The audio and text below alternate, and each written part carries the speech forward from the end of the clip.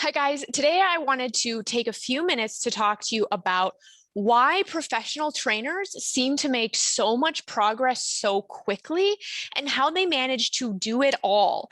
Because I get a lot of questions about how I balance things in my house, how I seem to work on tasks and obedience and manners and all of these things at once and make quick progress.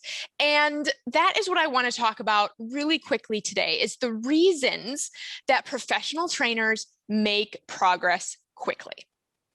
So the first one is probably the most obvious, but also the one that I think gets the least credit.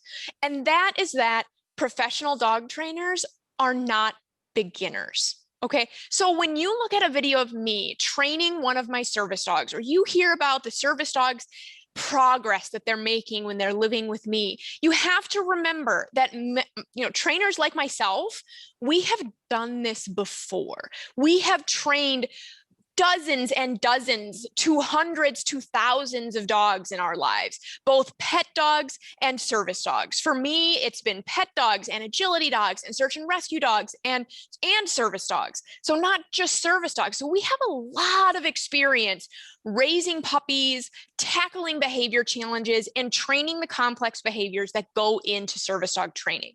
So allow yourself to be a beginner. Allow yourself to take extra time. It is okay, right? So if I wanted to learn to change the oil in my car, I could absolutely do that. I could learn that skill. However, the first multiple times I were to go to change the oil, I would need instructions and video examples, and it would take me a lot longer than necessary. And I'd probably make mistakes, and I'd probably make a mess, and I'd probably forget important steps that actually make the whole process take longer. Whereas my mechanic, I can take my car and get my oil changed at my mechanic, and he can do it in like 15 minutes. Right? And there's not a mess and he hasn't made mistakes. And that's because he's done this before. Dog training is just like any other physical skill: knitting, dancing, riding a bike. In the beginning, none of us are that great at it. It takes time to build those skills, and that is totally okay. Now, speaking of skills, there are a handful of skills that professional trainers have that really, really matter and that they've worked hard to build. The first is an ability to read dog body language. They're very fluent with it. We're very fluent with dog body language. So we don't just know the obvious signs that most of us can recognize: a growl, a tail wag, stuff like that. We understand and can recognize the subtle body language that comes along with dog training and dog behavior. And we can read it as a whole.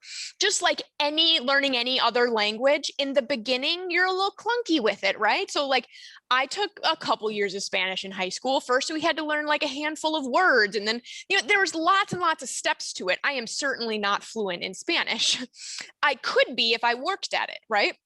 I am fluent in English. I'm also fluent in reading dog body language. And this, again, is a skill that comes with practice, education, and time. But it is well worth it for anybody trying to train really any dog, but especially a service dog. Good dog trainers also have really good physical skills. We're good with our markers. We're good with how we move. We're good with how we deliver reinforcers. We are very fluent in that skill as well. So you're going to hear me continue to use that word fluent, just like any skill. When you develop fluency with it, you can do it easily, quickly, around distractions, and without a whole lot of thought, right? Just like how I can speak English, but not Spanish. As you practice and you're intentional building your physical mechanics when it comes to dog training, you will also become more and more fluent with it. And as you become more fluent, your dog's training will go faster, and it will have less bumps, and it will feel more successful. Not that you won't have challenges, because we all have challenges. And if you believe that professional trainers don't, that is a huge myth, because we absolutely struggle with different things, but we are fluent with our physical mechanics, and we work to stay fluent and to become better and better. We also have very good skills with reinforcers, delivering reinforcers, choosing reinforcers. So deciding if we should be using a hot dog or a piece of kibble or a ball, and understanding when to pull each of those reinforcers out and how it's going to impact our training session. And speaking of training sessions, professional trainers are also very good at setting up a successful training session, all of the pieces in that go into that. So if there's anything in there you guys want me to build a video, make a video on, and I've got to like look down at my list, but the ability to read dog body language, physical mechanics, reinforcer skills, anything about reinforcers or how to set up successful training sessions, put that in the comments below, and I can certainly make a whole video dedicated to just that. Now, dog trainers also seem to make more progress more quickly and seem to be able to do everything at once for two other reasons. One is that we understand and are intentional and fluent with the understanding that our dogs are always learning from us. So it's very easy to say, how long do I need to train my dog every day?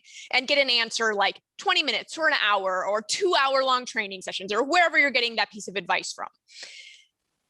And think that's it, that's the training time. But really, our dogs are learning from us consistently. If they can hear us or see us or smell us or perceive us in any way, they are learning from us. And so dog trainers are very intentional about the fact that 95% of our dogs' learning is going to happen outside of training sessions. We take advantage of that. We reinforce our dogs for good behavior all the time. We work actively with our dogs and intentionally with our dogs throughout the day. And when we can't, we use management, which leads me to my next point. Management is all about preventing our dogs from practicing a, in quotes, problem behavior.